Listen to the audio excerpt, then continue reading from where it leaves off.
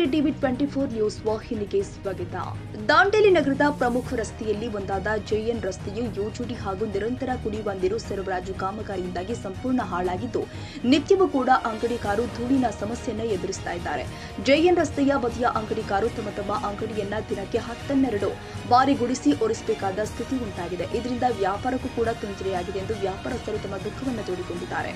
ನಗರಕ್ಕೆ ಬರುವ ಪ್ರವಾಸಿಗರು ನಗರದ ಹೃದಯ ಭಾಗದಲ್ಲಿ ಇರುವ ಜೆಎನ್ ರಸ್ತೆಗೆ ಹೋಂಡಾ ಗುಂಡಿಗಳ ಜೊತೆ ಡಾಂಬರು ಕಿತ್ತು ಹೋಗಿ ಧೂಳಿನಿಂದ ಆವರಿಸುತ್ತೆ. ಈ ಧೂಳಿನಿಂದಾಗಿ ಕಣ್ಣು ಕಿವಿ ಮೂಗು ಮುಚ್ಚಿಕೊಂಡು ಇರುವ ಸ್ಥಿತಿ. ಮಳೆ ಬಂದರೆ ರಸ್ತೆಲ್ಲ ಕೆಸರಿನ ಗತಿಯಂತೆ, ಮಳೆ ಇಲ್ಲದಿದ್ದಾಗ ರಸ್ತೆಯ ತುಂಬೆಲ್ಲ ಧೂಳು ಎಂಬಂತಾಗಿದೆ. ಈ ಕುರಿತು ಸ್ಥಳೀಯರು ಹಲವಾರು ಬಾರಿ ಮನವಿ ಕೊಟ್ಟ ನಂತರ ಡಾಂಬರ್ ಹಾಕ್ತಾರೆ. ಆದರೆ ಅದು 6 ತಿಂಗಳ ಒಳಗೆ ಕಿತ್ತು ಹೋಗಿ ಮತ್ತೆ ಅದೇ ಸ್ಥಿತಿ ಉಂಟಾಗುತ್ತೆ ಎಂದು ಅಂಗಡಿಕಾರರು ದೂರುತ್ತಾರೆ.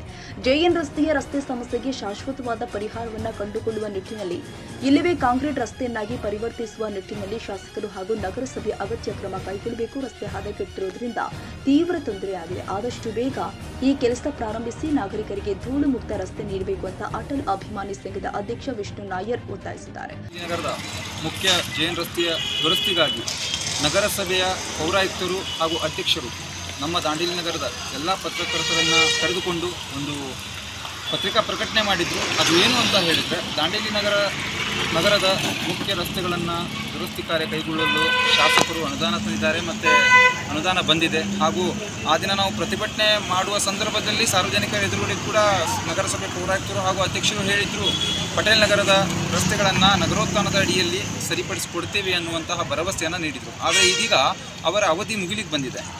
ಇನ್ನು ಕೆಲವೇ ದಿನಗಳಲ್ಲಿ ಅವರ ಅವಧಿ ಮುಗಿಲಿಕ್ಕೆ ಬಂದಿದೆ.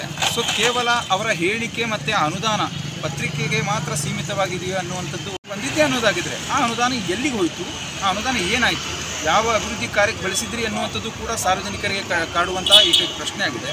ಸೊ ಈಗ ಜೆಎನ್ ರಸ್ತೆ ಆಗುತ್ತದೆ ಅನ್ನುವಂಥ ಭರವಸೆಯನ್ನು ಕಳ್ಕೊಂಡ್ಬಿಟ್ಟಿದ್ದೀವಿ. ಯಾಕಂದರೆ ಈಗ ಅವರ ಅವಧಿ ಮುಗಿದಿದೆ, ಇನ್ನೇನು ಅಭಿವೃದ್ಧಿ ಕಾರ್ಯ ಆಗಲಿಕ್ಕೆ ಸಾಧ್ಯ ಇಲ್ಲ. ಸೊ ಆ ಕಾರಣಕ್ಕೆ ನಮ್ಮ ಹೋರಾಟ ಏನಿದೆ ಅದು ವ್ಯತ್ಯಯ ಆಯ್ತಲ್ಲ ಅನ್ನುವಂಥ ನೋವೊಂದು ಕಡೆ ಇದ್ದರೆ, ದಾಂಡೇಲಿ ಅಭಿವೃದ್ಧಿ ಆಗಲಿಲ್ಲ ಅನ್ನುವಂಥದ್ದು ನಮಗೆ ಅತ್ಯಂತ ದೊಡ್ಡ ನೋವಿನ ಸಂಗತಿಯಾಗಿದೆ. ರಸ್ತೆಗಳ ಮರು ಡಾಂಬರೀಕರಣ ದುರಸ್ತಿಗೆ ಅಗತ್ಯ ಕ್ರಮ. ಪೌರಾಯುಕ್ತ ವಿವೇಕ್ ಬನ್ನಿ. ನಗರದ ಜೆಎನ್ ರಸ್ತೆ ಸೇರಿ ವಿವಿಧ ರಸ್ತೆಗಳ ಮರು ಡಾಂಬರೀಕರಣ ಮತ್ತು ದುರಸ್ತಿಗಾಗಿ 10 ಕೋಟಿ ರೂಪಾಯಿ ವಿಶೇಷ ಅನುದಾನ ಮಂಜೂರು ಮಾಡುವಂತೆ ಶಾಸಕರು ಆದ ಆರ್.ವಿ. ದೇಶಪಾಂಡೆ ಅವರಿಗೆ ಮನವಿಯನ್ನ ಮಾಡಲಾಗಿದೆ. ನಗರದಲ್ಲಿ ಯೋಜನೆ ಹಾಗೂ 24 ಗಂಟೆ ಕುಡಿಯುವ ನೀರು ಯೋಜನೆಯ ಕಾಮಗಾರಿಯಿಂದಾಗಿ ನಗರದ ಬಹುತೇಕ ರಸ್ತೆಗಳು ಹಾಳಾಗಿದ್ದು, ನಗರಸಭೆಯ ಅನುದಾನದಲ್ಲಿ ತಾತ್ಕಾಲಿಕ ದುರಸ್ತಿ ಮಾಡಬಹುದೇ ವಿನಃ ಪೂರ್ಣ ಪ್ರಮಾಣದ ದುರಸ್ತಿ ಹಾಗೂ ಮರು ಡಾಂಬರೀಕರಣಕ್ಕೆ ಅನುದಾನದ ಕೊರತೆ ಇದೆ.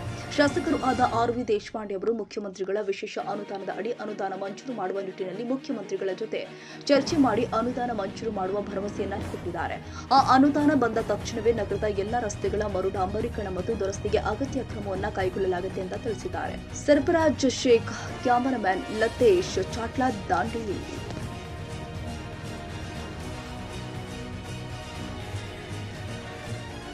ಕನ್ನಡಿಗರ ಮೆಚ್ಚಿನ ನಿಮ್ಮ ಟಿವಿ 24 ಕನ್ನಡ ನ್ಯೂಸ್ ವಾಹಿನಿ ಇದೀಗ ಟಿವಿಯಲ್ಲಿ ಲಭ್ಯ.